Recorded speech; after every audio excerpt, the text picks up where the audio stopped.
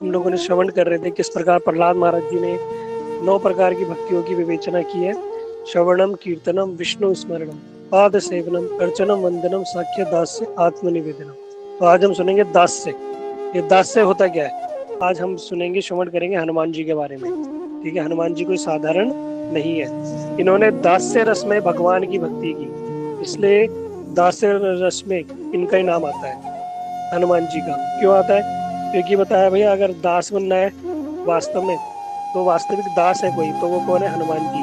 अभी आप लोगों की स्क्रीन पे एक श्लोक है, ना हम विप्रो ना च नरपति वैश्यो ना शूद्रो ना हम वर्णी ना च ग्रहपतिर्नो वनस्थो यतिर्वा किंतु प्रोदा निखिल परमानंद पूर्णामृतम वदे गोपीर्भक्तो पदकमलो दास दासानुदास। ये श्लोक ऐसा है, कहते हैं इस श्लोक को हमें प्रतिदिन भगवान के सामने पढ़ना चाहिए। ठीक है, अभी हमें तो किसी ने बताया नहीं, लेकिन अब बता रहे हैं। इस श्लोक को हमें रोज प्रतिदिन ठाकुर जी के सामने पढ़ना चाहिए, है ना। ये महाप्रभु जी ने बोला है, स्वयं भगवान कृष्ण हमें बता के गए, वो खुद बोल रहे हैं श्लोक को। कह रहे ना हम विप्रो, ना तो मैं ब्राह्मण हूँ, ना च नरपति, ना मैं क्षत्रिय हूँ, ना वैश्यो ना शूद्रो, ना ही मैं वैश्य हूँ ना ही शूद्र हूँ। अभी हम इसी चीज में घिरे हुए हैं, मैं ब्राह्मण हूँ, मैं क्षत्रिय हूँ, मैं वैश्य हूँ, मैं शूद्र हूँ। हम इसी 4 वर्ण के अंदर पड़े हुए हैं। लेकिन भगवान कहते नहीं, हमें इन वर्णों से जो वर्ण व्यवस्था है इससे ऊपर उठना है। हमारा कोई वर्ण नहीं है। अभी हम क्या है, हम क्या है अभी सुनना आगे। अभी हम ना ब्राह्मण है, ना क्षत्रिय, ना वैश्य, ना शूद्र है। जो इसमें पड़ा रहेगा ना, भगवान ने क्या हम कोई वैश्य जो ब्राह्मण होता है और जो शूद्र होता है, क्या उसका कुछ अलग होता है? क्या उसका खून अलग होता है? क्या उसके ऊपर ठप्पा लगा होता है? क्या नहीं, ये सिर्फ वर्ण है। और ऐसा नहीं है कि कोई ब्राह्मण हो गया तो बहुत ज्यादा श्रेष्ठ हो गया, और ऐसा भी नहीं है कि कोई शूद्र हो गया तो पतित हो गया, ऐसा कुछ भी नहीं है। ठीक है, शास्त्रों के अनुसार भगवान इस बात को प्रमाणित कर रहे हो, तो हम लोगों ने ही बड़ा विभाजन कर दिया, भेद कर दिया, लेकिन भगवान ने कभी इस प्रकार का विभाजन नहीं किया। ना चा वर्णी ना चा ग्रह पतिर ना वनिष्ठो यतिर्वा। कह रहे ना तो मैं ब्रह्मचारी हूँ, ना ही मैं गृहस्थ हूँ, ना ही मैं वानप्रस्थ हूँ, ना ही सन्यासी हूँ, है ना। जो 4 वर्ण है, सबसे पहले क्या होता है? ब्रह्मचारी, फिर गृहस्थ, फिर वानप्रस्थ, फिर सन्यासी। कह रहे मैंने इनमें से भी कुछ नहीं होता। इस प्रकार का कोई भी अभिमान नहीं होना चाहिए कि कोई सोचा रहे मैं तो ब्रह्मचारी हूँ, या मैंने सन्यास ले लिया, मैं बहुत बड़ा हूँ, या मैं वानप्रस्थ हूँ, है ना। तो इस प्रकार का भी, ये सब भी हमारा जो हमारी आइडेंटिटी, जिसको बोलेंगे हमारा परिचय, ये नहीं है। फिर कह रहे किंतु प्रोदा निखिल परमानंदम पूर्णामृतम बधेर गोपीर भरतो पद कमलो दास दासानुदास।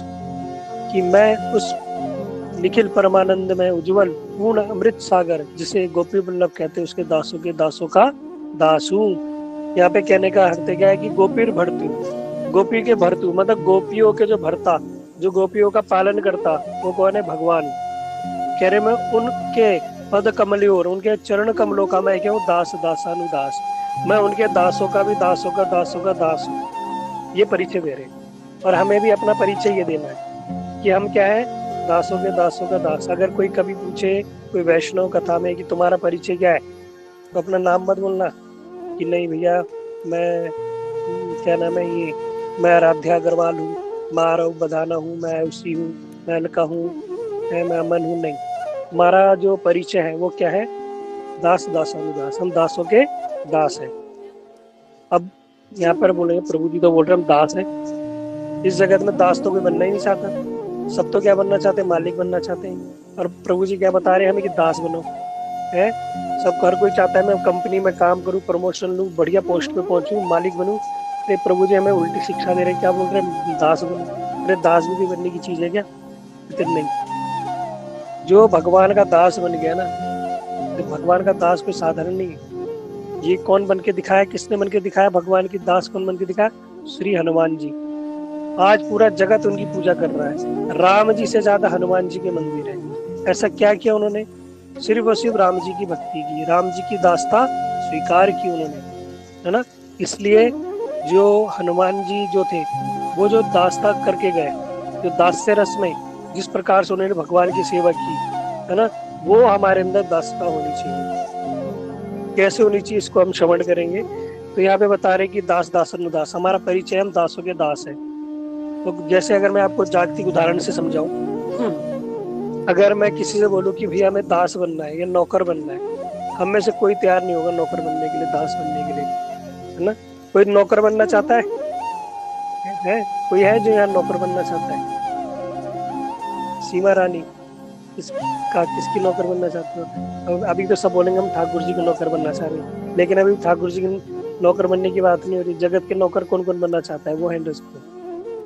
जगत में, जगत के लोगों का नौकर कौन कौन बनना चाहता है? सीमा रानी जी, आप किसके दास बनना चाहते हैं? एक से ही पूछते हैं मैंने। शुभेंद्र वर्मा। सीमा रानी ने तो रिजाइन दे दिया, मेरे दास थे। मिथिलेश कुमार, अरे अनम्यूट करो। ठीक है, कोई बोलना नहीं। मितेश कुमार, सीमा रानी, कुछ तो बोलो हैंड रेज करके। हरे कृष्णा प्रभु जी, हरि गुरु वैष्णव के नौकर बनना चाहते हैं ठाकुर जी। अभी तो मैंने बोला है हरि गुरु वैष्णव की बात नहीं, मैं कह रहा हूँ जो जगत का नौकर बनना चाहता है वो हैंड रेज करो। जगत का। मीना भारती जी, आप बनना चाहते हो? हरे कृष्णा प्रभु जी, मैं भी यही कर दी, वैष्णव का नौकर करके। लो, देखो मेरा क्वेश्चन जो मैं पूछ रहा हूँ वही जवाब दो, सब हैंड रेज मत करो। मैं कह रहा हूँ जो जगत का नौकर बनना चाहता है वो हैंड रेज करो। अभी हरि गुरु वैष्णव की बात। देविका शर्मा, हरि गुरु वैष्णव के तो सब बनना चाहते हैं, हम बोलते सब हैं। देविका शर्मा, संभवी त्रिपाठी। हरे कृष्णा प्रभु जी, दंडवत प्रणाम। हम लोग जगत के नौकर नहीं बनना चाहते, लेकिन चाह के भी कुछ नहीं कर सकते ना, बने पड़े हुए हैं, फंसे पड़े हुए हैं। ये बात बोली उन्होंने। देखो, अब हम हैंड रेज नहीं करेंगे जगत का नौकर, लेकिन आप सब देख लो, आप सब जगत के नौकर हो, सब जगत के नौकर हैं यहाँ पे। कोई ऐसा बोलेगा मैं नहीं हूँ, सब है, सब, एवरीवन, सब हम नौकर हैं जगत के। अब आप देखो, जो आपके पति काम कर रहे हैं कहीं जाके, है ना, ऑफिस में जो नौकरी कर रहे हैं, वो किसकी नौकरी कर रहे हैं? भैया वहां पे तो कोई मालिक होगा, उसका भी कोई मालिक होगा, उसका भी कोई मालिक होगा। कोई बोलेगा भाई मल्टीनेशनल कंपनी में काम करता हूँ, मैं बड़ी कंपनी में, मैं तो मालिक हूँ, मैनेजर हूँ। अरे भैया, तुम विदेशियों के नौकर हो। विदेशी लोग तुम्हें पैसा दे रहे तब काम करा रहे, तुम विदेशियों के नौकर हो, है ना? कोई बोले नहीं, मेरा तो अपना बिजनेस है। तुम ग्राहकों के नौकर हो, ग्राहक जो डिमांड करेगा तुम्हें पूरी करनी पड़ेगी, है? कस्टमर इज ऑलवेज राइट, जो कस्टमर बोलेगा वो माननी पड़ेगी। तो तुम कस्टमर के, ग्राहकों के नौकर हो। कोई बोले नहीं, मैं तो घर में रहता कुछ करता ही नहीं, तो तुम परिवार वालों के नौकर हो, हैं? बच्चे बोले पापा ये ले आओ, जाना पड़ेगा। पत्नी बोलेगी आज सब्जी ले आओ, मार्केट से जाओ, पैसा ले आओ, घर में वॉशिंग मशीन खराब हो गई लेके आओ, एसी लगाओ, कूलर लगाओ। ये कब तक कूलर चलाओगे? हैं? कूलर खराब हो गया, एसी लगाओ। पति को लाना पड़ेगा। क्यों? भैया बीवी के नौकर है। जगत में हर व्यक्ति किसी न किसी के अनुगत्य में है, हर किसी न किसी का दास है, आप मानो ना मानो। अब इसके अलावा कोई बोलते नहीं मैं इन सबसे भी परे हूँ, मैं किसी का नौकर हूँ, मैं इंडिविजुअल हूँ, मैं किसी की नहीं सुनता और मालिक हूँ, तो ऐसा कोई भी नहीं है, ऐसा कोई हो ही नहीं सकता। हम जगत में सब नौकर हैं। लेकिन अगर किसी को बोला जाए कि दास बनना है, कहेगा नहीं, हमें क्यों बनना भैया, हमें नहीं बनना। लेकिन आपको मैंने एक बार पहले ही बताया था कि लोग अंबानी अभी इंडिया के ही मैं रईस का नाम बताया तो अंबानी, मुकेश अंबानी, ये जो है, इनके घर में नौकर बनने के लिए लोगों को बड़ी बड़ी डिग्रियां लेनी पड़ती है। उनके अंदर शेफ, घर में रसोईया बनने के लिए बड़े बड़े शेफ, तुम्हें डिग्री डिप्लोमा होनी चाहिए तुम्हारे पास, बड़े बड़े इंटरव्यू होते, तब जाके तुम अंबानी के घर के शेफ रसोईया बनोगे। अंबानी के घर में झाड़ू पोछा करने वाला भी कोई साधारण नहीं है, वो भी बहुत होटल मैनेजमेंट करके पूरा, तब जाके उनका बड़ा इंटरव्यू होता है, तब जाके बड़ी सिफारिश से वहाँ जाके तुम वो बनते हो। उनके घर की देख रेख करने वाला, सिक्योरिटी वाला भी कोई साधारण नहीं, कोई ऐसा बिल्कुल आर्मी ऑफिसर रहा हो जो बिल्कुल जैसा रहा हो, ऐसे व्यक्ति को वहाँ पर इंचार्ज बनाया जाता है। वहाँ जाके लोग जो दुनिया में जगत में मालिक बन सकते थे, लेकिन वो वहाँ जाके वो मालिक तो कोई बन ही नहीं सकता वैसे, लेकिन वो अंबानी के घर में नौकर बनने के लिए इंटरव्यू देते हैं, अपने बायोडाटा लगाते हैं, बड़ी बड़ी कंपनियां प्लेसमेंट करके हायर करके ले जाती है, बड़ा लोग टफ है वहाँ कि भैया हम किसके नौकर बनेंगे, अंबानी के नौकर बनेंगे। क्यों? अंबानी के यहाँ नॉर्मल सैलरी कितनी है? 2 लाख रुपए। ये कौन कौन कमा रहा है 2 लाख रुपए? और पूरी फैसिलिटी। हमारे बच्चे विदेश में पढ़ेगा, एक किसके बच्चे विदेश में पढ़ रहे हैं यहाँ पे है? तुम्हें घर के लिए गाड़ी दी जाएगी, किसको घर गाड़ी दे दी तुम्हें? वही जो इंडिया का सबसे महंगा घर है उसके अंदर तुम्हें कमरा दिया जाएगा। ये इतनी फैसिलिटी किसको मिल रही है? खाना पीना A to Z जो बड़े बड़े लोग रईसी लोगों को नहीं मिलती, वो खाना, वहाँ मेडिकल ट्रीटमेंट, मेडिकल फैसिलिटी, ये वो ऐसी चीजें सब भैया वहाँ मिल रही है। अब कौन कौन नहीं बनना चाहेगा? अगर हैंडरेज किया जाए कि अब कौन बनना चाहेगा अंबानी के, सब बनना चाहेंगे। क्यों? ये इतनी फैसिलिटी सब कुछ है। तो वास्तव में हम देखा जाए तो हर कोई ही हम इस जगत में दास है। हम जगत में सबके सब नौकर हैं, सब दास हैं, किसी की ना किसी की दासता कर रहे हैं। लेकिन भगवान कह रहे हैं कि भैया अगर वास्तव में दास बनना है ना, तो जगत के दास हो तो बन के रहना ही पड़ेगा। लेकिन इसके दास बनो भगवान के। भगवान के भी नहीं, भगवान के भक्तों के। भक्तों के भी नहीं, भक्तों के भक्तों के।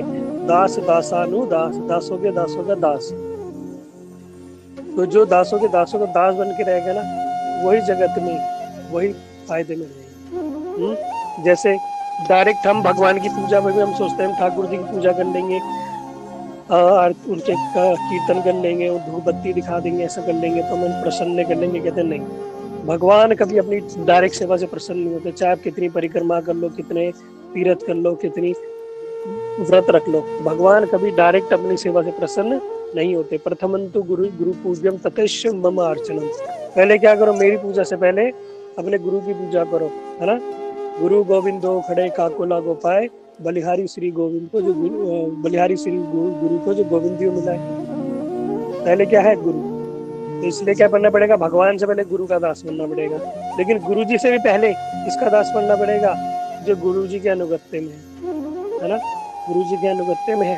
क्योंकि डायरेक्ट हम गुरु जी से हम हर बात तो कर नहीं पाएंगे, हम डायरेक्ट संबंध है नहीं, मतलब गुरु जी से संबंध है हमारा डायरेक्ट, पर हम डायरेक्ट गुरुदेव की सेवा नहीं कर सकते। क्या करेंगे? जो उनके निज जन है, जो उनके पार्षद है, उनके माध्यम से हम उनकी सेवा करके हम तब गुरु जी को प्रसन्न कर सकते हैं। फिर गुरु जी प्रसन्न हो गए तो गुरु जी भी ठाकुर जी को हमारे उधर ले जाएंगे, है ना।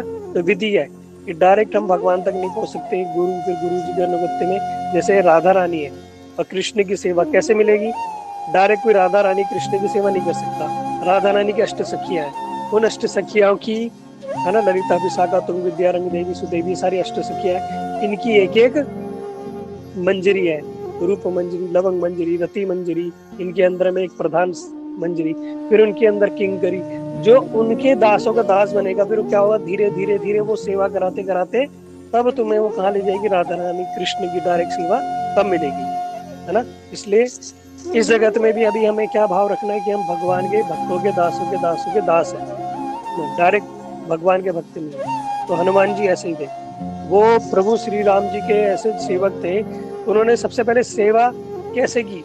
उन्होंने देखो, जब हनुमान जी, आप लोगों ने सुना ही होगा, आज भी हम थोड़ा बोलेंगे यार, कल भी क्यों है, कल मंगलवार है तो कल भी हनुमान जी की लीला सुनेंगे। तो हनुमान जी जब बचपन में, जब उनके अंदर पता चला उनके अंदर शक्तियां है, तो अपनी शक्तियों को थोड़ा दुरुपयोग करने लगे। दुरुपयोग कहने का अर्थ मतलब है, जिस प्रकार बच्चा होता है ना, उसको पता नहीं खेल खेल में क्या करना है क्या नहीं करना, है ना। तो बच्चे बुद्धि थी, तो वो क्या करने लगते थे? पेड़ उखाड़ देते थे, ये कर देते, वो कर देते, हवा में उड़ जाते, ये करते, मतलब खेल कूद करते रहते थे। और वहाँ क्या करते थे? वन में जो ऋषि मुनि जो तपस्या करते थे, उनके साथ खेल इत्यादि हंसी हास प्रयास करते थे। एक ऋषि थे, उन्होंने क्या किया? सुबह सुबह ऋषि क्या करते? सुबह लघु संख्या के लिए, है ना, नेचर कौन, यानी बाथरूम जाते थे। अब उनके घर में बाथरूम तो होते नहीं थे, वो बाहर जाना पड़ता था वन में। तो हनुमान जी ने क्या किया? ऋषि के जगह द्वार पे क्या किया? एक शेर को लाके, बाघ को, बड़े शेर को लाके बांध दिया द्वार पे। अब ऋषि को द्वार पे जाए तो भैया द्वार पे तो शेर बंधा हुआ है। अब सोचे पीछे के रास्ते जाऊं, तो पीछे के रास्ते में उन्होंने हाथी बांध दिया। हनुमान जी के अंदर इतना बल था। और ऋषि क्रोधित हो गए, उन्होंने देखा बड़ा ही अपनी शक्तियों का दुरुपयोग कर रहा है। उन्होंने क्या कि श्राप दे दिया, तुम अपनी शक्तियों को भूल जाओगे जब तक कोई तुम्हें याद नहीं दिलाएगा, है ना। तो हनुमान जी को अपनी ये सारी शक्तियां वो भूल गए कि उनके अंदर कितनी शक्ति है। कुछ शक्तियों का अंश, इतना अंश उन्हें याद था, इतना भी उनके अंदर अंश इतना था शक्तियों का कि बताया गया जब हनुमान जी घर आए, तो उन्होंने माता जी से बोला कि माता जी मैं स्कूल जाऊंगा, पढ़ूंगा। उन्होंने भैया तुम्हें कहा योग्य गुरु मिलेगा? तो कहते कौन विद्या देगा? सूर्यदेव। तो सूर्यदेव के पास चले गए कि सूर्यदेव आप क्या बनो, मेरे गुरु बनो, है ना, मेरे पारमार्थिक गुरु बनो, मुझे शिक्षा दो। तो सूर्यदेव ने कहा भैया अभी तो सारा बैच फुल हो गया है ना, सारी सीट फुल हो गई, अभी तो तुम्हें एडमिशन मिलेगा नहीं, अगले साल एडमिशन आना है एडमिशन के लिए। हनुमान जी ने बोला भैया मुझे सीट की जरूरत नहीं है ना, मुझे क्या करो आज इसी बार एडमिशन दे दो। तो सूर्यदेव ने कहा भैया देखो सीट भी है नहीं, कैसे करोगे? हनुमान जी ने कहा मुझे सीट की आवश्यकता नहीं है ना, मैं क्या करूँगा, चलते चलते ही सुन लूंगा। हनुमान सूर्यदेव ने कहा देखो, सूर्यदेव की जो गति है ना वो पता नहीं 28,000 प्रति माइल, इतनी स्पीड, मतलब दुनिया की ऐसी कोई वस्तु नहीं है जो इतनी स्पीड है, सूर्य इतनी स्पीड है। उन्होंने बोला भैया इतने सारे ऋषि मुनि सारे मेरे रथ में विराजमान है, सूर्य लोक में जो मेरा रथ चलता है, सारे के सारे वेद पाठ सब यहाँ पठन पाठन के लिए यहाँ आए हुए हैं, और कोई स्थान नहीं है, तुम कैसे सुनोगे? हनुमान जी ने कहा मैं आपके साथ ही आपकी गति की तरह चलूंगा। इतने पावरफुल थे हनुमान जी कि सूर्य की गति जितनी सूर्य की गति है उतनी गति से हनुमान जी चलते थे और सारा कुछ सुनते थे। लेकिन हनुमान जी ने देखा भैया कि अब हो क्या रहा है, मैं अपने गुरु जी को देख ही नहीं पा रहा, जिस दिशा में गुरुदेव जा रहे मैं भी उस दिशा में जा रहा हूँ। तो उन्होंने क्या किया, हनुमान जी ने अपना मुख मोड़ लिया और सूर्यदेव की ओर मुख करके तब वो उड़ते थे, और ऐसी शिक्षा ग्रहण की उन्होंने, सारे के सारे जो शिक्षा दी सारी की सारी कंठस्थ कर ली है। तो गुरुजी ने उनको बोला भैया, उन्होंने पूछा कि गुरु दक्षिणा, तो हनुमान जी ने बोला भाई गुरु दक्षिणा, तो उन्होंने कहा देखो मेरा एक पुत्र है, कौन बताएगा क्या नाम है? तुम क्या करना, उनके सेवक बनना। मोनिका बैसला। हरे कृष्ण प्रभु जी। अरे बोला भी करो। हरे कृष्ण प्रभु जी। कौन? शनिदेव कौन बोल रहा है? सुग्रीव। हाँ मैंने कहा शनिदेव, सुग्रीव। तो तुम क्या करना, उनके दास बन जाओ। तो सोचो सुग्रीव जो कुछ भी नहीं थे हनुमान जी के सामने, हनुमान जी के सामने तिनके भर के भी नहीं थे, लेकिन हम अपने गुरुजी के कहने पर कि गुरुजी ने बोला कि ठीक है, गुरुजी के दासों का दास, मतलब तो उनको क्या करना पड़ा, सुग्रीव की सहायता करनी पड़ी, सुग्रीव के दास बनना पड़ा, सुग्रीव की सेवा के लिए जाना पड़ा, है ना। जबकि सुग्रीव से कई बलशाली हर चीज में अग्रसर हनुमान जी चाहते तो सुग्रीव को दास बना लेते, लेकिन क्या किया, क्योंकि उनके जो गुरुदेव सूर्यदेव ने आज्ञा दी थी कि नहीं तुम क्या करना, सुग्रीव के दास बने। और जब सुग्रीव के दास बने तो वो जानते थे, ब्रह्मा जी ने उन्हें एक वो दिया था, एक मोतियों का हार, डायमंड का हार, कि हनुमान जी से हमेशा पहन के रखते। और लेकिन हनुमान जी को बोला गया था ब्रह्मा जी ने कि ये हार है ना सिर्फ तुम्हारे जो प्रभु हैं वही देख सकते हैं, इसके अलावा कोई नहीं देख सकता। तो हनुमान जी क्या करते थे, भिक्षा मांगते थे जगह जगह जाके, मतलब एक लीलावश जगह जगह जाके साधारण रूप में रहते थे, शक्तियों का उन्हें इतना आभास था नहीं, अपनी साधारण रूप में रहते थे और अपने ठाकुर जी को ढूंढते थे कि मेरे प्रभु का है। तो जब सुग्रीव को पता चला कि हाँ भाई कोई आए वनवासी, तो वो जब उनसे पहले जो हनुमान जी मिलने गए प्रभु श्री राम लक्ष्मण जी से, तो हुआ क्या, जब राम जी से भिक्षा मांग रहे थे, राम जी ने कहा तुम कैसे भिक्षु को, गले में तो हीरे का हार पहन रखा और कह रहे भिक्षा दे दो, है ऐसे कैसे भिक्षु को तुम। जो हनुमान जी ने सुना कि भैया इसने कैसे पहचान लिया, तो कहते हैं आपको कैसे पता कि मैंने गले में हार पहना, कह रहे मुझे दिख रहा है। लक्ष्मण जी से पूछा तुम्हें दिख रहा है, लक्ष्मण जी ने कहा मुझे तो कुछ नहीं दिख रहा। हनुमान जी समझ गए भैया यही मेरे प्रभु श्री राम है, और उनके चरणों में गिर गए और उनको लेके आए विभीषण के पास, वो उनके पास सुग्रीव के पास। और जब सुग्रीव के पास लेके आए तो सुग्रीव देखो वहां पे एक स्थिति हुई, सुग्रीव क्या कर रहे हैं, हनुमान जी से, वो राम जी से बिल्कुल मित्रता जैसे बराबर का व्यवहार कर रहे हैं, आओ आओ बैठो, और उन्हीं के पास में बैठ गए। जबकि कहाँ सुग्रीव और कहाँ प्रभु श्री राम है, प्रभु श्री राम के सामने सुग्रीव की तो कोई वही नहीं। लेकिन राम जी ने कहा चलो कोई बात नहीं, है ना, भगवान है ना, इन चीजों को देखते ही नहीं है। लेकिन सुग्रीव जी उन्हीं के बगल में बैठकर लक्ष्मण जी को बैठने के लिए पूछा भी नहीं कि तुम भाई बैठो, आओ तुम भी अतिथि हो, है ना। लेकिन इस बात को राम जी को अच्छा नहीं लगा, क्यों? क्योंकि भगवान अपनी सेवा से प्रसन्न नहीं होते, अपने भक्तों की सेवा से प्रसन्न होते हैं, अपने दासों की सेवा से प्रसन्न होते हैं। जो राम जी, जो लक्ष्मण, जो राम जी के लिए अपनी पत्नी उर्मिला, अपना घर गृहस्थी परिवार राजमहल छोड़ छाड़ के आ गए, क्या राम जी उनके बारे में जरा सा नहीं सोचेंगे? ठीक इसी प्रकार जब हम भगवान के लिए कुछ भी त्याग कर रहे हैं ना, चाहे लहसुन प्याज छोड़ दी, माला कर रहे हैं, सुबह उठ रहे हैं, क्या भगवान देखेंगे नहीं? क्या सब देख रहे हैं? सब एक एक चीज भगवान नोटिस करते हैं कि मेरा भक्त मेरे लिए क्या क्या कर रहा है। ये साधारण बात नहीं है। भगवान एक एक वस्तु देखते हैं कि मेरा भक्त क्या कर रहा है, मेरे लिए कितना तप कर रहा है, मेरे लिए रात रात भर जुप जुप के मेरी कथा सुन रहा है, मेरे लिए सुबह सुबह ब्रह्म मुहूर्त में उठ रहा है, मेरे लिए सुबह सुबह माला कर रहा है, अपना समय निकाल के रिश्तेदार परिवार टीवी छोड़ दी, चाय छोड़ दी, लहसुन प्याज छोड़ दिया, सब रहे भैया।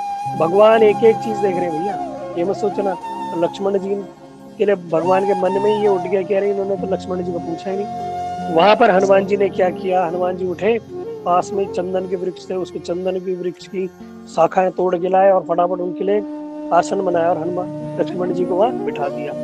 हनुमान जी, राम जी बड़े मन में प्रसन्न हो गए और कहने लगे कि ये हनुमान जिसका सेवक होगा ना, ये हनुमान जिसका सेवक होगा उसका स्वामी हमेशा प्रसन्न रहेगा।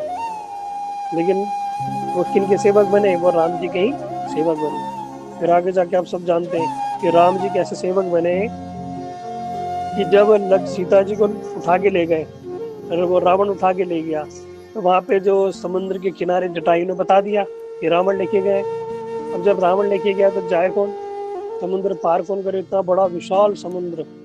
कोई वानर कह रहा मैं 100 फीट जा सकता हूँ, कोई कह रहा मैं 200 फीट जा सकता हूँ, कोई कह रहा मैं 5 किलोमीटर, कोई कह रहा 10 किलोमीटर। सब ऐसा बोल रहे हैं, है ना। अंगद बोल रहे हैं कि मैं तो भैया जा तो सकता हूँ, मैं वापस नहीं आ सकता। अब सब कह रहे हैं, लेकिन वहां पर जो जामन जी थे, सबसे सीनियर थे, वो स्वयं ब्रह्मा जी थे। जामन जी वो जानते थे हनुमान जी को, लेकिन हनुमान जी अपनी शक्ति नहीं जानते थे, क्योंकि जब तक उनको बताओगे नहीं उनकी शक्ति में उनको पता नहीं चलेगी। तो उन्होंने हनुमान जी को वहां बताया, क्या बताया? जो राम काज करीबे को आते हैं, तुम्हारा जो जन्म हुआ है किस लिए हुआ है? ये राम काज के लिए हुआ है। जब ये बात उनको बताई हनुमान जी को कि तुम राम काज के लिए आए हो, राम जी की सेवा के लिए, और हनुमान जी के अंदर उसी समय सारी शक्तियां जाग गई। कहते बताओ क्या करना है? कहते ब्रह्मांड लांग दूं क्या? समुद्र तो बहुत छोटी चीज, कह रहे ब्रह्मांड को लांग दूंगा मैं अपनी प्रभु की सेवा के लिए। तो और जिस पर्वत के ऊपर उन्होंने पैर रखा और जब छलांग लगाई तो बताया वो पर्वत ही पाताल लोक पहुंच गया। जिस पर्वत के ऊपर हनुमान जी ने पैर रख के छलांग लगाई, प्रेशर लगता है ना उछलने के लिए, तो वो पर्वत ही पाताल लोक पहुंच गया। इतने ऐसे हनुमान जी इतने बलशाली, ऐसे छलांग लगाई और जल्दी लांग गए अचरज में, है ना। कोई अचरज की बात नहीं है, पूरा जल्दी पूरा पर्वत लांग गए। अब बीच बीच में उनको कौन कौन मिले, किस किस प्रकार से उन्होंने कैसे कैसे कठिनाइयों से आगे गए, ये सुनेंगे हम, है ना। डायरेक्ट हनुमान जी डायरेक्ट ही पहुंचे, कहीं कुछ लोग कहते हैं ना डायरेक्ट कूद गए, कहते नहीं, बीच में विघ्न है। लेकिन विघ्न से उन्होंने भगवान हनुमान जी ने, है ना, कैसे उन विघ्नों से उन्होंने बचा, इसके हमें जानना है, ये इम्पोर्टेंट है। तो और आप लोग देखना, जो हनुमान जी है ना कोई साधारण नहीं है। मतलब भगवान क्या करते हैं, जहाँ पर भी अपनी लीला करते हैं ना, जहाँ भी अपनी लीला करते हैं, हनुमान जी को अपने साथ जरूर ले आते हैं। क्योंकि हनुमान जी क्या है, इनके अंदर जो किसी का घमंड तोड़ना हो ना, तो सबसे पहले हनुमान जी को ले जाते हैं। एक बार छोटी सी कथा सुन लो, 2 मिनट की है, इसके बाद हम कथा को विश्राम देंगे। एक बार द्वारका में जो सत्यभामा थी ना, उनको अहंकार हो गया कि मैं बड़ी सुंदर हूँ, कौन राधा रानी कौन गोपियाँ, मैं बड़ी सुंदर हूँ, मेरे साथ रहते हैं भगवान। सुदर्शन जी को, सुदर्शन चक्र को अभिमान हो गया कि मुझसे तेज कोई है नहीं, मुझसे कोई शक्तिशाली है नहीं। सुदर्शन चक्र का जो तेज है, जो प्रहार है ना, वो कहते बड़े बड़े ब्रह्मांड को जला के काट दे। जैसे आरी होती ना, वो ब्लेड चलती बिजली से तेज स्पीड में आग छोड़ती हुई, ऐसे सुदर्शन चक्र। और जो गरुड़ देव को भी अहंकार हो गया कि मुझसे कोई तेज है ही नहीं, भगवान मेरे बिना कहीं जा ही नहीं सकते, तेज है, मेरी पीठ में बैठ के जाते हैं। भगवान ने कहा भैया इनका तीनों का अहंकार तोड़ना पड़ेगा, और तोड़ने के लिए किसको बुलाएंगे? अपने प्रिय भक्त हनुमान जी को। तो उन्होंने क्या किया, सत्यभामा या रुक्मिणी जी जो भी थी, उनको बोला कि आप एक काम करो, तैयार होके आ जाओ, और आज हमारे कोई मित्र आने वाले, कोई आने वाला है। और जो सत्यभामा या रुक्मिणी जो थी, बड़ी सुंदरी बन के भगवान कृष्ण के बगल में जाके राज सिंहासन में विराजमान हो गई। और उन्होंने क्या किया, सुदर्शन चक्र को बुलाया कि देखो ऐसा है, मैं यहाँ रानी के साथ बैठा हुआ हूँ, कोई भी अंदर प्रवेश न करने पाए। सुदर्शन ने कहा अरे मेरे होते हुए प्रवेश कर जाए, ऐसी किसी की मजाल, मैं बाहर पहरा देता हूँ। और सुदर्शन क्या करने लगे, चक्र महल के बाहर पहरा देने लगे, घूमने लगे भयंकर रूप, विकराल रूप में, कोई अंदर प्रवेश न कर, हवा भी प्रवेश न कर जाए। उधर भगवान ने गरुड़ देव को बुलाया कि देखो दूर एक वन में ना एक वानर है, उसको लेके आओ मेरे पास।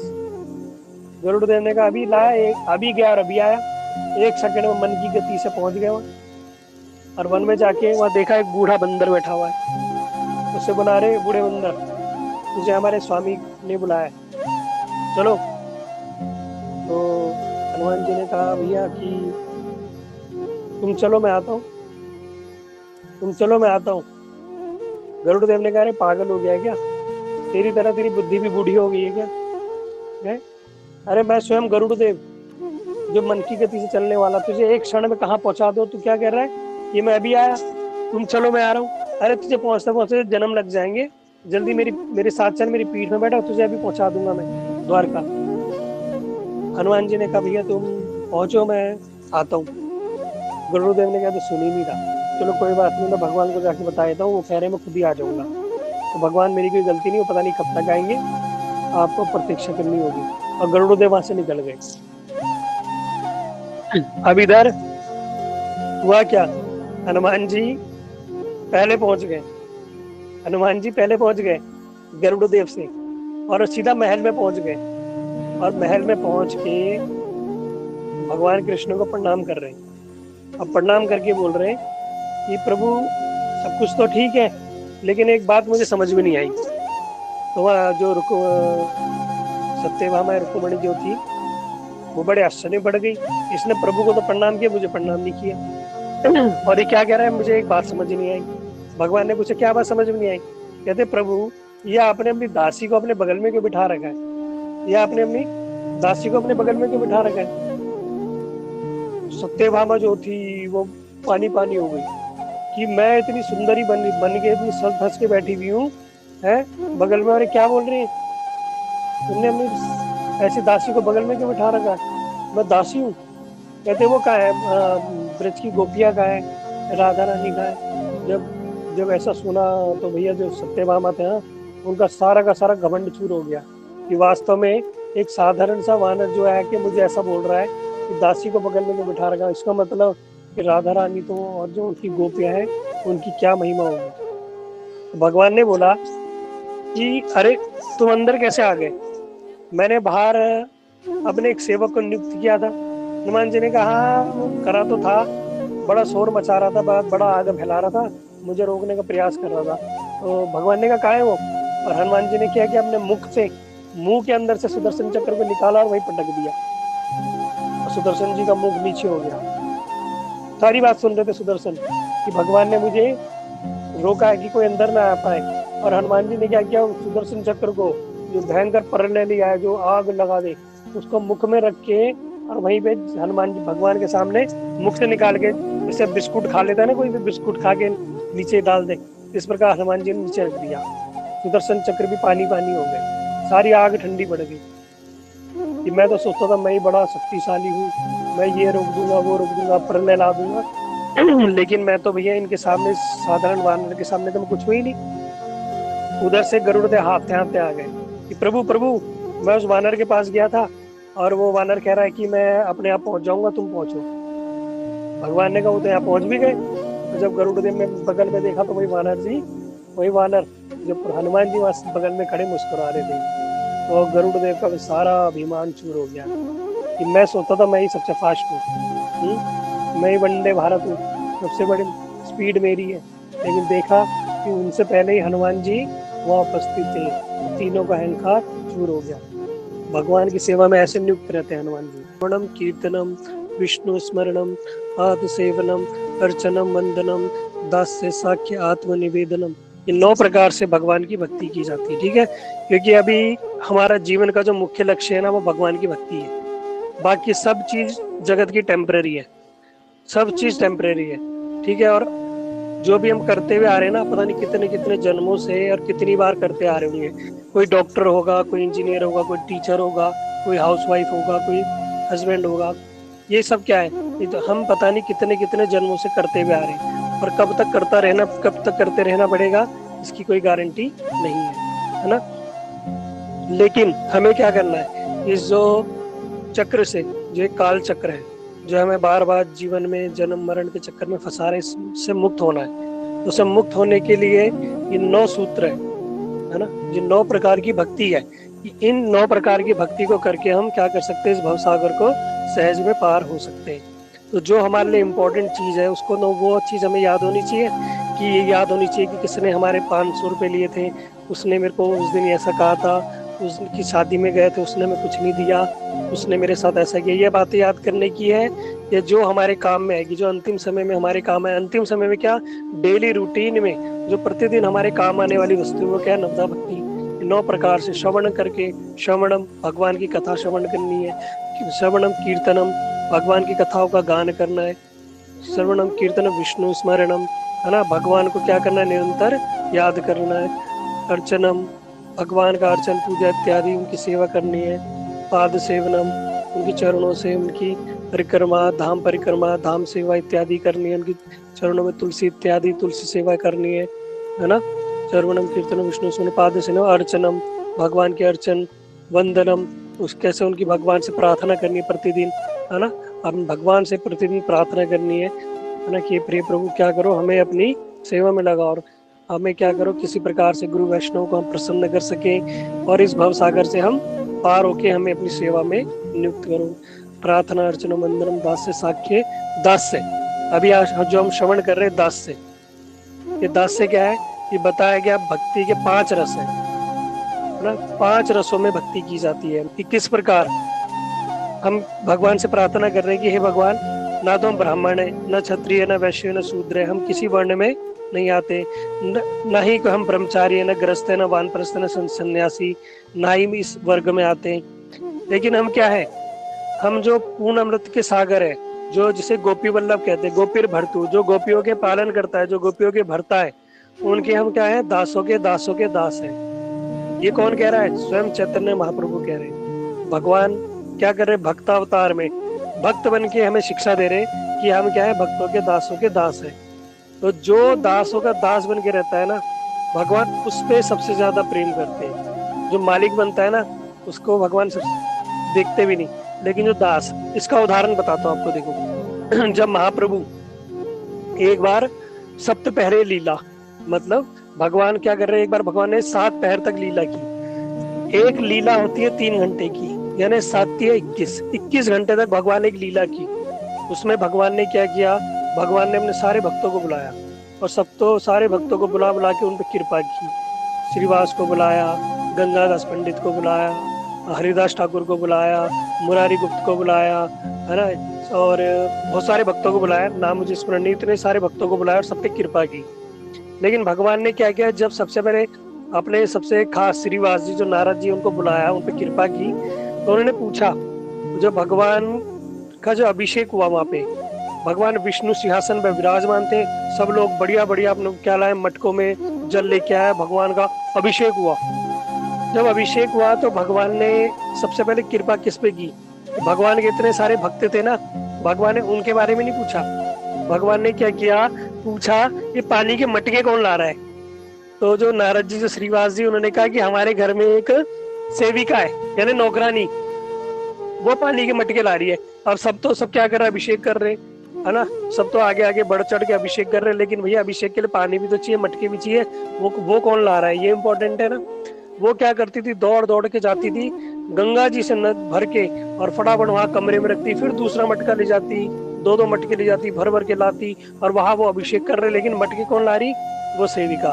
तो वहां उन्होंने बताया कि हमारी एक सेविका है और उसका नाम है दुखी। क्या नाम है, दुखी। भगवान ने कहा, भैया जो भक्तों की सेवा कर रहा है, और कैसे, पीछे से एक सेवा होती है, आगे से, जैसे लाइमलाइट में, जैसे मैं बैठा हूँ लाइमलाइट में, मैं बोल रहा हूँ ऐसे करो वैसे करो, ये होता है लाइमलाइट में। भगवान कहते हैं, भैया जो लाइमलाइट में ना, उस पर कृपा नहीं करूंगा मैं। जो पीछे छुप के क्या कर रहे हैं, जो कथा सुन रहे हैं, नोट्स बना रहे हैं और दूसरों को कथा बताते हैं, जो पीछे छुप के सेवा कर रहे हैं। ये भगवान कहते हैं मैं उसको उस पर ज्यादा पहले ध्यान देता हूँ। जो सबसे आगे है ना उस पर भगवान बाद में ध्यान देते हैं, जो सबसे पीछे है ना सबसे पहले उस पर ध्यान देते हैं। पीछे का अर्थ ये नहीं है कि चाय पी रहा, लहसुन खा रहा, मांस मछली खा रहा, पीछे भक्ति में, वो नहीं। जो भक्ति भी कर रहा है लेकिन पीछे छुपा है, छुप के भक्ति कर रहा है, वो ज्यादा वो सोचता नहीं कि मैं ये कर लूँ, मैं ऐसा बन जाऊं, मैं फेमस हो जाऊं, मेरा नाम हो जाए, मैं छा जाऊं, मेरे को लोग जाने। ये जो भक्त होते हैं ना ये भगवान उसको तो देखते ही नहीं। ऐसे भक्तों को भगवान देखते ही नहीं। भगवान किसको देखते हैं? जो पीछे छुप के दैन्यता दीनता पूर्वक जो सेवा करता है ना, वो भगवान सबसे पहले उस पर ध्यान देते हैं। पीछे तो उन्होंने बुलाया, उसको बुलाओ पहले, सारे भक्तों से पहले बुलाया, बोला तू दुखी कैसे, तेरा नाम दुखी कैसे, आज से क्या है तेरा नाम सुखी। जो भगवान और भगवान की भक्तों की सेवा करे उससे बड़ा सुखी तो कोई हो नहीं सकता। तो भगवान ने वो आशीर्वाद दिया। और भगवान ने जो श्रीवास जो तो भगवान के भक्तों ने एक बार आशीर्वाद ये भी दिया कि तुम्हारे गली का कुत्ता भी, तुम्हारे घर के कुत्ते को भी मैं आशीर्वाद देता हूँ। जो भक्त के घर में जन्म लिया है ना, तो भगवान ने क्या किया, भगवान के भक्तों के घर के गली के कुत्ते को भी क्या कर दिया, उसको भी भगवान ने भगवत धाम दे दिया। सोचो ऐसे भक्तों की इतनी महिमा। जो पीछे रह के सेवा करता है, आगे बढ़ चढ़ के दिखावे वाली सेवा नहीं, छुप के, है ना। तो भगवान ने क्या किया, इसलिए आप मैंने देखा बहुत सारे भक्त हैं वो क्या करते हैं, बड़ी छुप छुप के सेवा करते हैं। उनका लोग नाम भी नहीं जानते, लेकिन वो क्या करते हैं, निरंतर अपनी सेवा करते रहते हैं। मंदिरों में मैंने देखा, जैसे बहुत सारे मंदिर हैं, उनके अंदर एक पुजारी, जैसे पुजारी क्या है, वो तो ऊपर लाइमलाइट हो रहा है, सब देख रहे हैं, अरे वाह पुजारी है, या कोई कथावाचक है हमारी मेरी तरह बैठ गया, अरे वाह देखो ये तो प्रभु जी कथा कर रहे हैं। ये क्या है, लाइमलाइट में फोकस हो रखा है इन पे, ये दिख रहे हैं। लेकिन कुछ सेवक ऐसे हैं जो क्या लगे इतनी गर्मी में ठाकुर जी के लिए रसोई कर रहे हैं, पसीने पसीने हो रखे लेकिन रसोई कर रहे हैं, भगवान नाम भी कर रहे हैं अपना, है, और रसोई कर रहे हैं। कुछ सेवक ऐसे होते हैं, क्या करते हैं, सुबह सुबह उठ के पुष्प चयन करते हैं, तुलसी चयन करते हैं, मंदिर में जाते हैं, उनके नाम वाम की गिनती कहीं नहीं होती, लेकिन ऐसे भक्तों को भगवान पहले देखते हैं, है ना। ऐसे भक्तों को भगवान पहले ध्यान देते हैं। तो सोचता है अरे मैं बन जाऊंगा कथावाचक, मैं कथा सीख लूंगा, ये कर लूंगा, वो कर लूंगा, बड़ा हो जाऊंगा, 10 लोगों को बताऊंगा, मेरा नाम हो जाएगा, फेमस। नहीं, भगवान उसको बाद में देखेंगे जरूर, लेकिन बाद में, ठीक है। इसलिए जो भक्त पीछे दीनता पूर्वक जो सेवा करता है, भगवान उसको पहले देखते हैं। तो यहाँ पे भगवान जो थे उन्होंने क्या किया, पीछे जो सेवक था उनको ध्यान दे, इसलिए बताया गया। जो दास होता है ना, जो दास होता है, ये बात कहाँ से शुरू हुई थी, कोई बताएगा मुझे? हाँ, ये वाली हमने टॉपिक जो हमने अभी छीटा, दास से रस से, ठीक। हाँ, तो फिर उन्होंने बताया भगवान ने क्या करते, जो सबसे पीछे होता है ना, भगवान सबसे पहले उससे सेवा करते हैं। इसलिए देखना जो दास बन के सेवा करता है ना, भगवान उसमें बड़ी कृपा करते हैं, है ना। इसलिए देखना कि हम, वैसे तो मैंने कल बताया था ना, सारे के सारे जगत में दास है। कोई पति का दास है, कोई पत्नी का दास है, कोई बच्चों का दास है, कोई विदेशी कंपनियों का दास है, कोई सरकार का दास है, कोई जनता का दास है। लेकिन हम तो दास तो वैसे भी है किसी न किसी के, किसी न किसी की बात तो सुननी पड़ेगी, है ना। लेकिन हमें क्या करना पड़ेगा, जब तक हम भगवान के दास नहीं बनेंगे तब तक क्या होगा, हमारे पे कृपा नहीं होगी। इसलिए अगर बताया गया शास्त्रों में, जो हमने 5 रस सुने, शांत रस, दास्य रस, वात्सल्य रस, मधुर रस, ये सारे के सारे रसों में भगवान की हमें सेवा करनी है। लेकिन कब सेवा करनी है इसका ध्यान रखना, जब ये हमारे अंदर अपने आप आ जाएगा। मतलब जिसको बोलते हैं कि भजन करते करते जब हमें आत्मज्ञान हो जाएगा, हमें आत्मज्ञान हो जाएगा, हमें संबंध ज्ञान हो जाएगा कि हमारा भगवान से संबंध है क्या, तब हम उस संबंध से भगवान की सेवा करेंगे। लेकिन जब तक हमें संबंध ना पता चले तब तक कहते हैं कि दास्य रस में भगवान की सेवा करो, कि भगवान हमारे स्वामी है और हम भगवान के दास हैं। तो भगवान के दास रूप में सेवा करनी चाहिए। तो ये सेवा कहते हैं बड़ी सर्वोच्च मानी जाती है ना। और रसों में ये अच्छी सेवा अच्छी मानी जाती है, क्योंकि इसमें कोई अपराध भी नहीं होगा। हम क्या है, दास बन के भगवान की सेवा करेंगे तो देखना भगवान जल्दी ही अवश्य हम पर कृपा करेंगे। तो इस दास्य रस में हनुमान जी ने बड़ी सेवा की। तो कल हम लोगों ने श्रवण किया किस प्रकार हनुमान जी जब सारे के सारे वानर और बाली, सुग्रीव, ये सब के सब, वहाँ क्या नाम थे उनका, जटायु, ये सब लोग वहां उपस्थित थे। उन जटायु ने बताया कि रावण सीता जी को ले गया। तो जो वहां पे स्थान में बैठे अब समुद्र को देख रहे हैं, सारे के सारे लोग समुद्र को देख रहे हैं। और अब लंका कौन पार करेगा, है ना। और लंका कौन पार करेगा, तो वहां पे जामंत जी वो वहां बैठे हुए। कोई वानर कह रहा है मैं 100 मीटर कूद सकता हूँ, कोई कह रहा है मैं 200 मीटर कूद सकता हूँ, कोई कह रहा है मैं 500 मीटर कूद सकता हूँ, कोई कह रहा है मैं 1 किलोमीटर तक कूद सकता हूँ, कोई कह रहा है मैं 10 किलोमीटर कूद सकता हूँ, है। तो अंगद जी कह रहे हैं कि भैया मैं तो लंका तक पहुंच सकता हूँ, लेकिन भैया मैं वापस नहीं आ सकता। मैं जा तो सकता हूँ लेकिन वापस नहीं आ सकता।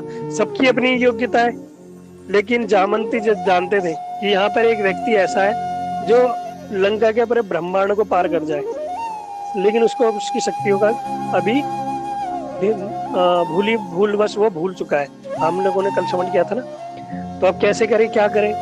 तो फिर वहां जामंत जी ने हनुमान जी को बताया कि तो हनुमान जी तुम कोई साधारण नहीं हो, तुम बड़े श्रेष्ठ हो, और तुम्हारा जो जन्म हुआ है ना वो किस लिए हुआ है, राम जी की सेवा करने के लिए, है ना। तो तुम यहाँ साधारण नहीं हो, तुम्हारा जो जन्म हुआ है, तुम्हारा जो कार्य है वो क्या है, राम जी की सेवा करना। राम काज करीबे को आत, तुम राम काज की सेवा करने के लिए तुम्हारा जन्म हुआ है। जब राम जी के बारे में बताया कि तुम राम जी के लिए तुम्हारी सेवा करने के लिए हो, और तुम अपनी शक्तियां है तुम्हारे अंदर, तुम्हारा सारा तप बल शक्ति सब क्या है, भगवान की सेवा के लिए।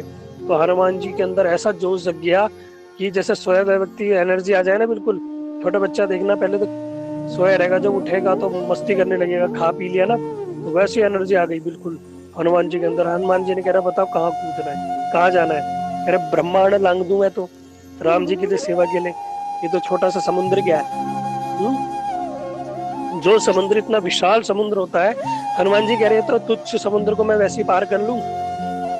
तो जामंत जी ने कहा कि देखो समुद्र पार एक स्थान है लंका, तुम वहां जाओ और जानकी जी का पता लगा के आओ कि जानकी जी वहां है या नहीं है। तो हनुमान जी गए राम जी के पास, राम जी का आशीर्वाद दिया, और राम जी ने उनको एक मुद्रिका दी, यानी अंगूठी दी। और उस अंगूठी को हनुमान जी ने अपने हाथ में नहीं रखा, अंगुली में नहीं पहना, या कमर में जैसे पॉकेट में वहां नहीं रखा। कोई बताएगा उस अंगूठी को कहाँ रखा हनुमान जी ने, कोई जानता है? उमा दासी।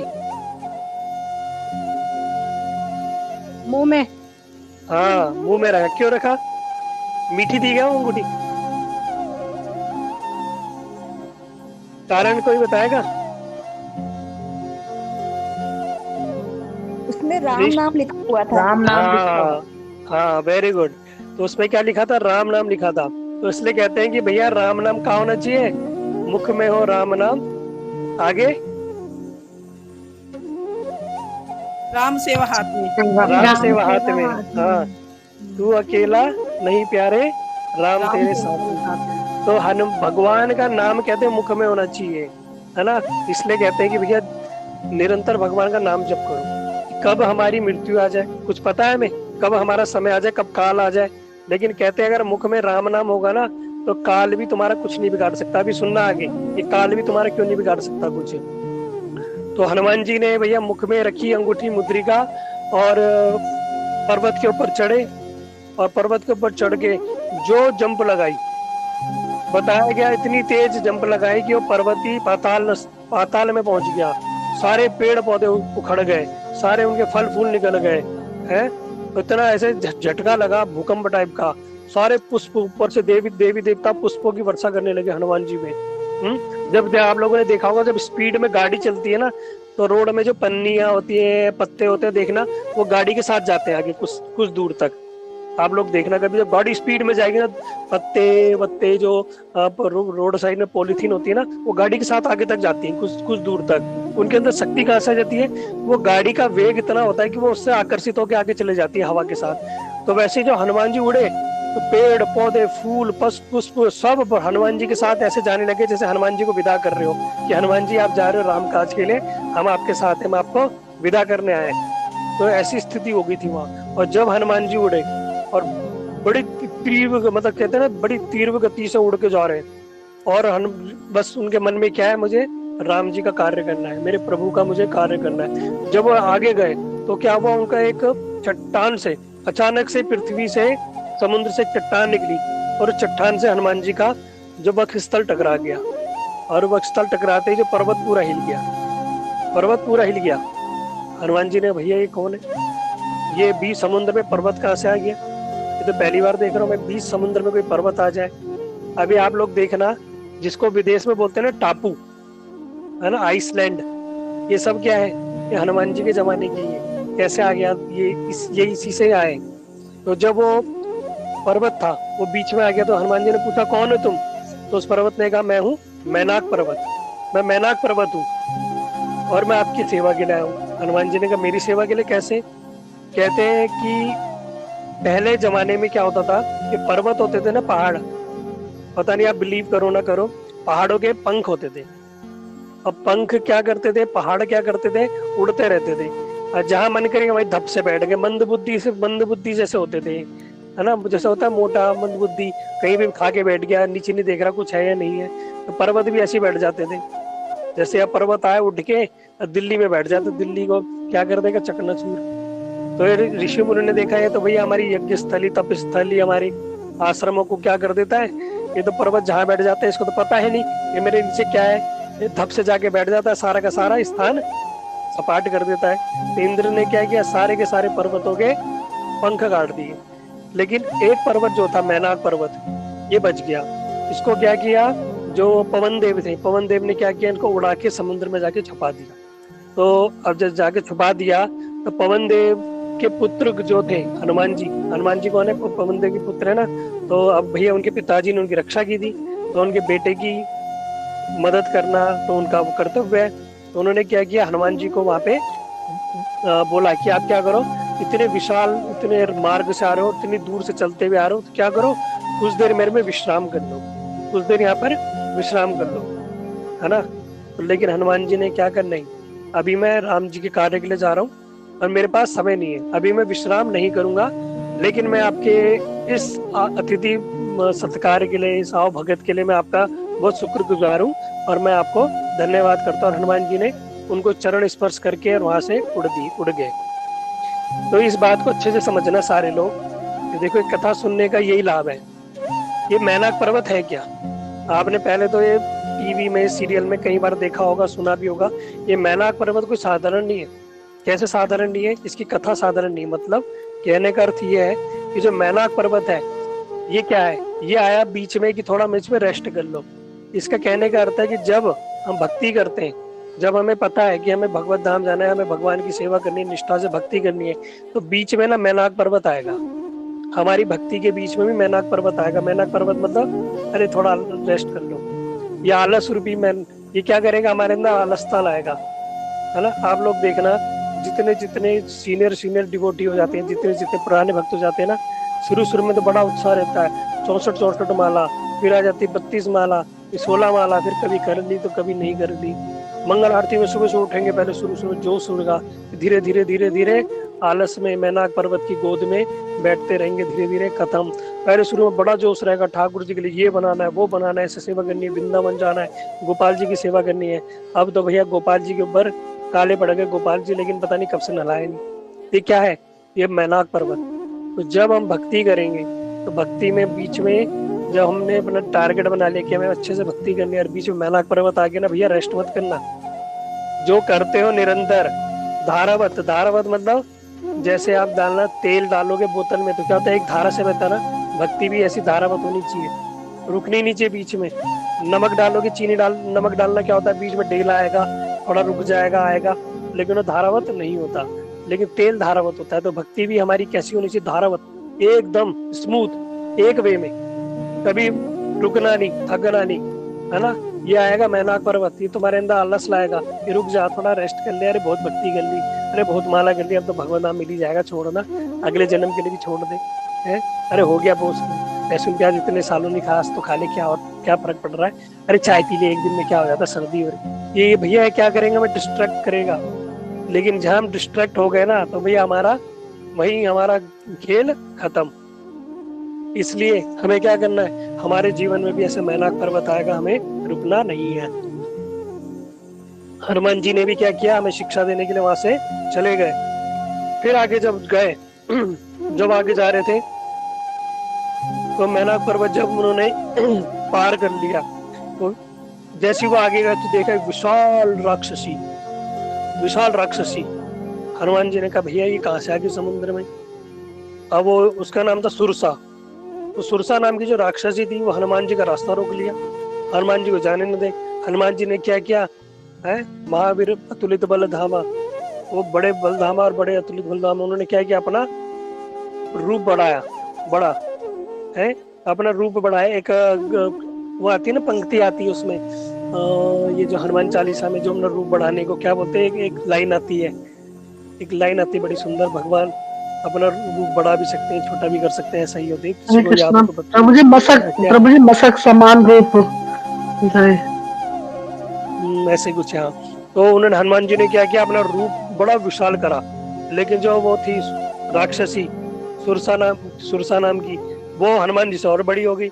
हनुमान जी 10 गुना बढ़े तो 20 गुना बढ़े, हनुमान जी 30 गुना बढ़े तो 40 गुना बढ़ गए, हनुमान जी 50 गुना बढ़े तो 60 गुना बढ़ जाए, वो हनुमान जी 70 गुना बढ़ गए तो वो 80 गुना बढ़ जाए, हनुमान जी 90 गुना बढ़ गए तो वो 100 गुना बढ़ गए।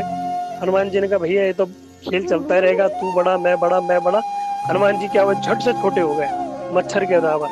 और मच्छर के बराबर होते ही जो 100 योजन तक बड़ी सुरसा नाम की राक्षसी उसके मुख में प्रवेश कर गए, और मुख में प्रवेश करके निकल भी गए दांतों के गैप से, है, मुख में भी गए और बाहर भी आ गए। सुरसा नाम की राक्षसी कह रही है भैया कर क्या रहा है, ये एकदम से इतना बड़े से छोटा हो गया और मेरे मुख में घुस के बाहर भी निकल गया। तो उसने पूछा तुमने ऐसा क्यों किया, क्या हुआ और तुम कहाँ जा रहे हो। उसने कहा कि भैया मैं जा रहा हूँ अपने भगवान के कार्य के लिए, अपने प्रभु के कार्य के लिए मैं जा रहा हूँ, तो तुम मुझे रोको मत। तो सुरसा ने कहा भैया देखो ऐसा है, मेरे को ना ब्रह्मा जी ने आशीर्वाद दिया है कि कोई भी लंका यहाँ से समुद्र पार करेगा ना, तो जब तक वो मेरे मुख में अंदर नहीं चले जाएगा वो जा ही नहीं सकता। हनुमान जी ने कहा देख, ब्रह्मा जी ने तुझे आशीर्वाद दिया था ना, तेरे मुख में जाएगा, ये तो नहीं बोला था तेरे मुख में ही रहेगा, ये तू खा जाएगी, है, तेरे मुख के अंदर में गया और आ गया ना, तो इसलिए मुझे जान दे। सुरसा ने कहा अरे बड़ा इंटेलिजेंट है तो सही कह रहा है, ब्रह्मा जी ने तो यही आशीर्वाद दिया था कि भैया मेरे मुख के अंदर बिना घुसे कोई जा ही नहीं सकता, और ये तो सही बात है, घुस के निकल भी गए, है ना। तो सुरसा ने कहा भैया मैं तुम्हारी इंटेलिजेंस से बड़ी प्रसन्न हुई, जाओ तुम यहाँ से जाओ। अब यहाँ पे जो सुरसा राक्षसी थी, इससे क्या शिक्षा मिली, ये बड़ी इंपॉर्टेंट चीज है।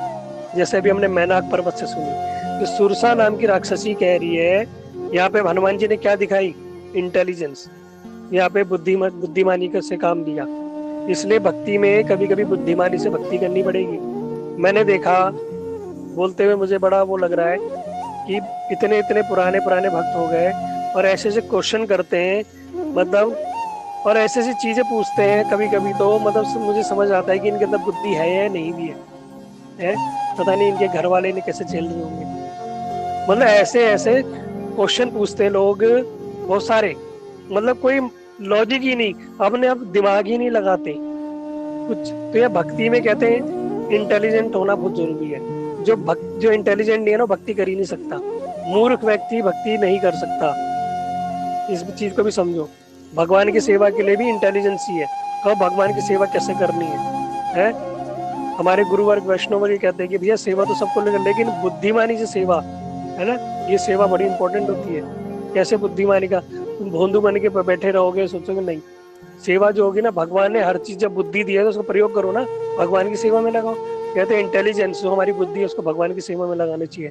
अगर मैंने ये बोल दिया आपको कि जैसे एग्जांपल बोल रहा हूँ कि हमें 24/7 365 डेज माला करनी है, मतलब 24 = 7, मतलब 24 घंटे, मतलब 7 दिन 24 घंटे और 365 दिन माला करनी है। इसके बाद भी कोई पूछ लेगा प्रभु जी आज हमारे घर में ऐसा हो गया तो माला करे ना करे, प्रभु जी आज हम नहाए नहीं तो माला करे ना करे, प्रभु जी कल तबीयत खराब हो गई थी शादी में जाना है माला करे। मतलब जब भैया अगर ये चीज बोल दी गई आपको रोज माला करनी है, आप जियो मरो जैसे भी करो, तो फिर हम क्यों ऐसे क्वेश्चन पूछेंगे? इसलिए क्या है, अपनी इंटेलिजेंस लगानी है कि भैया हमें ये करना नहीं। एकादशी के दिन लोगों के प्रश्न आते हैं, प्रभु जी आज जीरा खा ले, प्रभु जी आप पालक खा सकते हैं, प्रभु जी धनिया खा सकते हैं। हे भगवान, तुम एक दिन नहीं खाओगे तो मर जाओगे, जो तालिका में लिखा है वो चीज पालन करो, जो नहीं खाना उसको देखो बस, और जो लिखा है वो खा लो। इसमें अपना दिमाग तो लगाना ही नहीं, इसलिए हनुमान जी ने क्या है, दिमाग लगाया। दिमाग लगा के ही भक्ति होगी, है ना। कब कैसे मैनेज करना है। कुछ लोग क्या करते हैं, घर वालों से लड़ जाते हैं, नहीं मुझे माला करनी है, मैं नहीं लहसुन प्याज नहीं खाऊंगा, मैं वृंदावन जाऊंगा जाऊंगी। लड़ना नहीं है, उनको अच्छे से हैंडल करना है, बुद्धिमानी से। जो बुद्धिमानी से हैंडल कर पाएगा वही भक्ति कर पाएगा। ये हनुमान जी शिक्षा दे रहे हैं, ठीक है। तभी फिर क्या होगा, तभी जो सुरसा नाम की राक्षसी है ना, वो तुम्हें छोड़ देगी। नहीं तो वो मूर्ख, वो क्या है, सुरसा किसका प्रतीक है, मूर्खता का। वो तुम्हें मूर्ख बना देगी और तुम भक्ति ही नहीं कर पाओगे। फिर हनुमान जी वहां से उड़ गए। जब वहां से उड़े तो सिंही का नाम की एक राक्षस, नहीं उससे हुआ क्या, हनुमान जी ने कहा बार बार ये समुद्र में कोई ना कोई आता रहता है, अब मैं क्या करूंगा, ऊपर उड़ूंगा। इससे जो एक शिक्षा और मिलती है, जब वो थी क्या नाम है, ये सुरसा नाम की राक्षसी, ये बड़ी हो रही तो हनुमान जी उससे और बड़े हो रहे, फिर हनुमान जी से बड़ी हो रही। तो इसमें क्या होता है, कभी कभी प्रतिस्पर्धा होती है, कैसे भक्तों में, तू बड़ा मैं बड़ा, अरे मैं तेरे से बड़ा हूँ, अरे मैं बड़ा हूँ, मैं ज्यादा भक्ति करूंगा, मैं बड़ा हो जाऊंगा। ये भक्ति में भावना कभी नहीं होनी चाहिए। हमारे गुरुवर कहते हैं, भैया किससे बड़ा बन रहे हो, किससे कंपटीशन कर रहे हो। गोलोक का जो रथ है ना, वो खाली जा रहा है, तुम आपस में कंपटीशन मत करो। गोलोक का रथ खाली जा रहा है, हर कोई नहीं जा पा रहा वहाँ है। तुम भक्ति करो, भक्ति में ध्यान दो, कौन क्या कर रहा है इसमें ध्यान मत दो, अपनी भक्ति में ध्यान दो, तुम भी जल्दी पहुंच जाओगे। तो हनुमान जी ने जब देखा कि सारे के सारे लोग क्या कर रहे हैं, बीच बीच में आके मुझे परेशान कर रहे हैं, ये समुद्र के मार्ग में आ रहे हैं, तो हनुमान जी ने इस बार क्या किया, ऊपर उड़ना शुरू कर दिया। ऊपर मतलब आकाश में, बिल्कुल ऊपर उड़ना शुरू कर दिया, समुद्र से भी कहीं ऊपर आकाश में। अब आकाश से जब उड़ रहे हैं तो अचानक हनुमान जी की गाड़ी में ब्रेक लग गया। हनुमान जी ने कहा, भैया ये गाड़ी का पेट्रोल खत्म हो गया क्या, मेरी आगे बढ़ ही नहीं रहे, स्टॉप बिल्कुल। जैसे पॉज हो जाता है ना, टीवी रोक देते हैं, या वीडियो देख रहे थे वीडियो पॉज कर देते हैं, काम में लग जाते फिर ऑन कर देते हैं, प्ले कर देते हैं। तो हनुमान जी में वही स्टॉप हो गए। हनुमान जी समझ नहीं पाए ये हो क्या रहा है। हनुमान जी ने जब आकाश से नीचे देखा तो देखा उनकी परछाई जो थी वो समुद्र में पड़ रही थी, बड़ी परछाई। उस परछाई को किसी ने पकड़ लिया, हनुमान जी को परछाई को किसी ने पकड़ लिया, तो हनुमान जी भी वहीं रुक गए। हनुमान जी ने कहा, भैया इसका थोड़ा देखना पड़ेगा, ट्रीटमेंट करके आना पड़ेगा। मैकेनिक के पास जाएंगे नीचे, और नीचे उड़ते हुए बड़े स्पीड से समुद्र के अंदर गए, और समुद्र में जब छलांग लगाई तो समुद्र कई हजार फीट ऊपर उछल गया। इतना भयंकर, ऐसे जैसे तूफान गिरा हो समुद्र के अंदर। और हनुमान जी बिल्कुल पहुंच गए समुद्र के तलहटी में। वहां देखा एक राक्षसी, बड़ी सिंगिका नाम की राक्षसी। उसने क्या किया, उसको वो क्या करती थी, वो परछाई को पकड़ने की उसके अंदर मायावी शक्ति थी, वो किसी को आगे बढ़ने नहीं देती थी। जो भी समुद्र के ऊपर जाता था उसकी परछाई पकड़ के उसे अंदर खींच लेती थी। ऐसे ऐसे शक्तिशाली थे लोग, सोचो है। तो उन्होंने क्या किया, परछाई पकड़ के हनुमान जी को रोक दिया। और हनुमान जी ने क्या किया, सूक्ष्म रूप बनाया अपना बिल्कुल छोटा, और उसके मुख के अंदर प्रवेश कर गए। और मुख के अंदर प्रवेश करके उसके दिल में गए, जहां उसका दिल था, और दिल को जाके क्या कर दिया, एक हाथ पकड़ के उसको मसल दिया। वही दिल, इसके दिल के उसके टुकड़े टुकड़े कर दिए हैं। और भगवान वहां से, हनुमान जी वहां से बाहर आ गए, और उसके वहीं वो प्राण अपखेड़ू उड़ गए। तो इससे पहले तो मैनाक पर्वत और जो सुरसा राक्षसी थी को भगवान ये हनुमान जी ने मारा नहीं, लेकिन सिंगिका क्यों मारा। ये सिंगिका राक्षसी जो थी इसको इसलिए मारा क्योंकि एक तो मायावी थी, दूसरी इसके अंदर क्या थी, ईर्ष्या की भावना।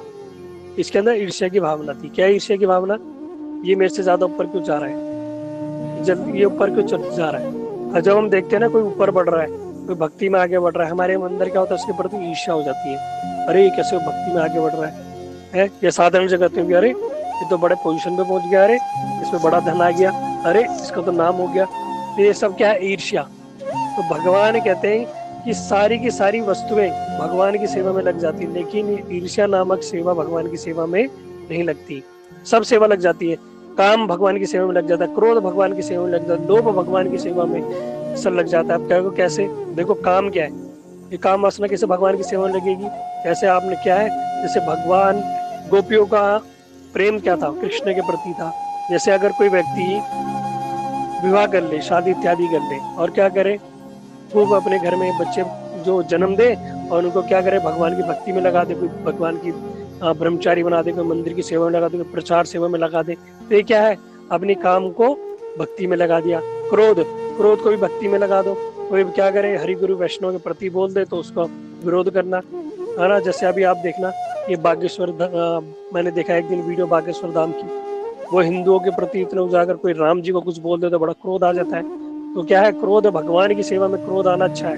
हनुमान जी को क्रोध आया, लंका जला दी, लेकिन वो क्रोध क्या गलत माना गया? नहीं, भगवान की सेवा में लग गया तो वो शुद्ध हो गया। काम, क्रोध, लोभ कहते हैं वैसे तो गलत है, लेकिन भगवान की सेवा में लोभ अच्छा है। कैसे लोभ हो, मैं भगवान की ज्यादा सेवा मिले, लोभ हो कि मैं भगवान की अच्छी भक्ति करूं, ज्यादा माला करने का लोभ, जल्दी उठ जाऊं, ज्यादा माला कर लूं, जल्दी भक्ति मिल जाए, ज्यादा गुरुदेव की सेवा मिल जाए, है जल्दी कथा सुनने का लोभ। ये क्या है, लोभ को भी भगवान की सेवा में, काम, क्रोध, लोभ, ईर्ष्या भगवान की सेवा में नहीं लगती। इसलिए क्या करा, हनुमान जी ने ईर्ष्या को मार दिया। और ईर्ष्या, द्वेष भगवान की सेवा में नहीं लगता। बाकी जो होती है ममता, जिसको कहते हैं माया, मोह, ये मोह भी भगवान की सेवा में लग जाता है। जैसे जगत में मोह है, वैसा भगवान के ठाकुर जी में, गोपाल जी में मोह लगा दो, वृंदावन में मोह लगाओ, कान्हा जी में मोह लगाओ, है गिरिराज जी में मोह लगाओ। तो क्या है, हर वस्तु भगवान की सेवा में लग जाती है, लेकिन ईर्ष्या भगवान की सेवा में नहीं लगती। इसलिए क्या कि हनुमान जी ने ईर्ष्या का वध कर दिया। जब ईर्ष्या का वध कर दिया, फिर हनुमान जी जब लंका वाले स्थान में पहुंचे, तो वहां पहुंचते ही क्या हुआ, हनुमान जी को पीछे से किसी ने लात मारी। अब किसने लात मारी, क्यों लात मारी, समय हो गया, 10 बज गए। तो इसको अब हम कल श्रवण करेंगे, ठीक है। इसको हम पार्ट 3 और करेंगे। अभी बड़ी सुंदर सुंदर शिक्षा है हनुमान जी की, कि किस प्रकार हनुमान जी गए और फिर हनुमान जी को क्या क्या हुआ, किस प्रकार हम लोगों ने वहाँ की शिक्षाएं ग्रहण की, किस प्रकार हनुमान जी ने दास्य रस में प्रभु की सेवा की।